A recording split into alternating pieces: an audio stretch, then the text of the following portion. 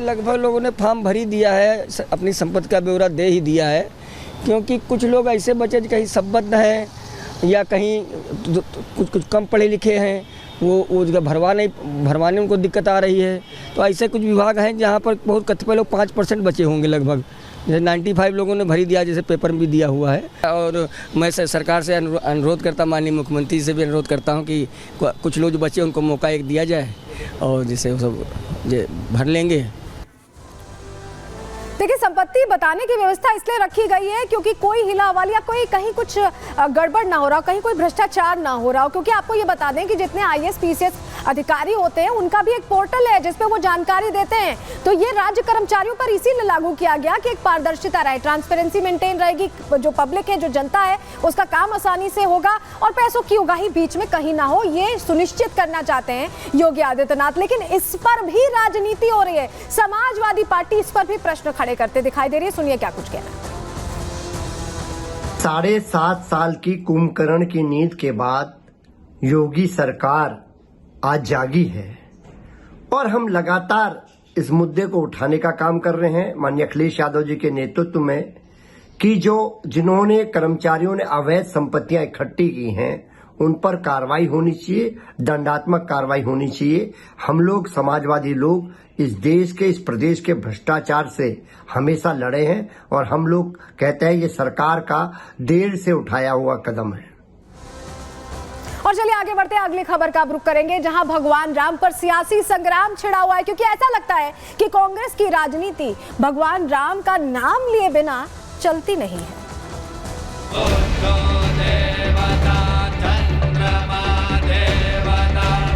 राम फिर से विराजमान हो गए अपने पवित्र जन्मभूमि अयोध्या धाम में। जो दुर्भाग्य से अपने को एक्सीडेंटल हिंदू कहते हैं, वे कैसे इसको बर्दाश्त कर पाएंगे? यही अंतर है राम की संस्कृति पर और रोम की संस्कृति पर। डांस गाना चल रहा है, प्रेस वाले हाय हाय हाय कर रहे हैं।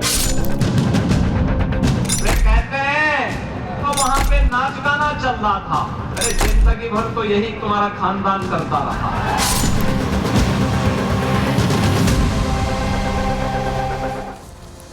कांग्रेस की सियासत हमेशा से राम मंदिर के आसपास घूमती दिखाई दी। जब राम मंदिर का जिक्र किया गया, जब बनवाने की बात की गई, तो अब ये कहा जाता था कि मंदिर वही बनाएंगे, तारीख नहीं बताएंगे। जब तारीख आ गई, प्राण प्रतिष्ठा को लेकर पूरी तैयारियां, भव्य तैयारियां होने लगी, भगवान राम की जो वो 5 साल की मनोहर मूर्त है उसकी तस्वीरें आने लगी, तब कांग्रेस ने इसका बहिष्कार करने की बात की। इस पर राजनीति भी खूब की गई, सवाल भी खूब पूछे गए और जब मंदिर की प्राण प्रतिष्ठा हो गई तब बहिष्कार भी किया गया। और अब भी चुनावों के दौरान भी राहुल गांधी या कांग्रेस बार बार भगवान राम को राजनीति में ले आती है और ऐसा ही कुछ होता दिखाई दिया है। इसकी अब हम चलिए बात कर लेते हैं, क्योंकि आपको बताएं कि हरियाणा में जब उस समय लोकसभा चुनाव थे तब राहुल गांधी ने भगवान राम का जिक्र करके जो प्राण प्रतिष्ठा का भव्य कार्यक्रम हुआ था उस पर प्रश्न खड़े किए थे।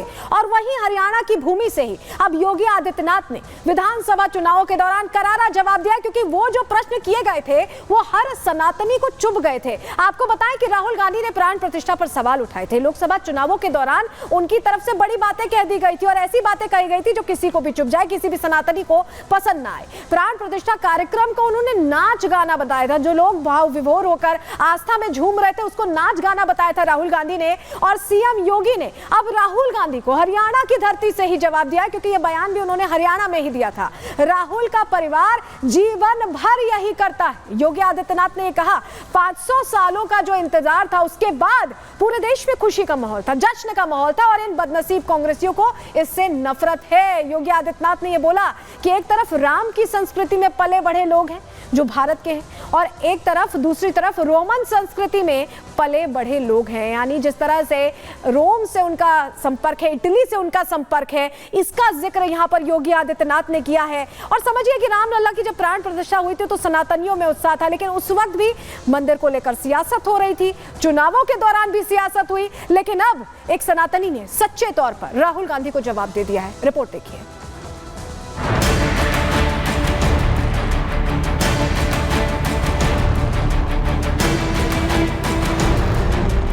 उत्तर प्रदेश के मुख्यमंत्री योगी आदित्यनाथ हरियाणा की चुनावी रैलियों में हुंकार भर रहे हैं। योगी कानून व्यवस्था और यूपी मॉडल की मिसाल पेश करने के साथ ही विरोधियों पर हमलावर भी हैं। सीएम योगी हरियाणा की जनता को राम विरोधियों की याद दिला रहे हैं। प्राण प्रतिष्ठा के दौरान किए गए बहिष्कार पर निशाना साध रहे हैं। कांग्रेस ने पहले राम मंदिर प्राण प्रतिष्ठा का बहिष्कार किया और लोकसभा में वोट बैंक साधने के लिए राम का अपमान किया।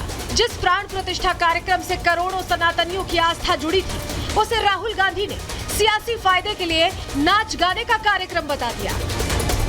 अमिताभ बच्चन को बुला लिया, अदानी को बुला लिया, अंबानी को बुला लिया, किसी एक मजदूर को नहीं आने दिया। आपने किसी बढ़ई को देखा, किसान को देखा, मजदूर को देखा? कोई नहीं। डांस गाना चल रहा है, प्रेस वाले हाय हाय हाय कर रहे हैं, नाच गाना चल रहा है, डांस चल रहा है। लोकसभा चुनावों में राहुल के दिए बयान का हिसाब सीएम योगी ने हरियाणा के विधानसभा चुनाव में बराबर कर दिया। सीएम योगी ने कांग्रेसियों को बदनसीब बताते हुए राम और रोम की संस्कृति का अंतर भी समझा दिया। पूरा देश और पूरी दुनिया अभिभूत है, आनंदित है। रामलला का अयोध्या धाम में फिर से विराजमान होने पर, लेकिन इन बदनसीब कांग्रेसियों को इससे भी नफरत है।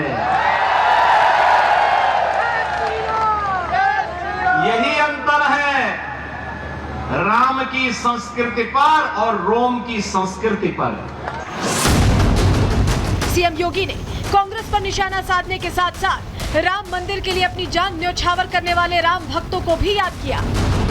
राम काज कीन्हे बिनु मोहि कहां विश्राम के संकल्प के साथ 500 वर्षों तक लड़ता रहा, अपने आप को बलिदान करता रहा, लेकिन प्रभु श्री राम की मर्यादा का पालन करते हुए आन मान और शान की रक्षा करने के लिए राम जन्मभूमि मंदिर के लिए निरंतर लड़ता रहा, कार्य करता रहा। और परिणाम हमारे सामने है। आज प्रभु राम फिर से विराजमान हो गए हैं अपने पवित्र जन्मभूमि अयोध्या धाम में। रामलला की प्राण प्रतिष्ठा हो चुकी है, सनातनियों में उत्साह है, लेकिन कांग्रेस राम मंदिर पर सियासत करने से बाज नहीं आ रही है। पहले राम मंदिर बनने की तारीख पूछते थे और अब जब राम मंदिर बन गया तो वहां हो रहे उत्सव को नाच गाना बता रहे हैं। ये वही कांग्रेसी हैं जो चुनाव आते ही हिंदुत्व का चोला पहनकर मंदिर मंदिर घूमते हैं। ऐसे एक्सीडेंटल हिंदुओं को सीएम योगी ने आईना दिखाने का काम किया है। जो दुर्भाग्य से अपने को एक्सीडेंटल हिंदू कहते हैं, वे कैसे इसको बर्दाश्त कर पाएंगे? वे कहते हैं कि अयोध्या में जब रामलला का मंदिर का उद्घाटन हो रहा था तो वहां पे नाच गाना चल रहा था। अरे जिंदगी भर तो यही तुम्हारा खानदान करता रहा। राहुल गांधी पर भारत की संस्कृति के अपमान का आरोप लगता रहा है। वही विदेश यात्राओं के दौरान वो जिस तरह से भारत की संवैधानिक संस्थाओं पर सवाल खड़े करते हैं, वो ये बताता है कि कांग्रेस देश हित से ज्यादा परिवार हित पर फोकस कर रही है। अब देखना ये होगा कि क्या हरियाणा की जनता इन सनातन विरोधियों को अपनाती है या उन्हें सबक सिखाती है। Bureau report, Republic Bharat.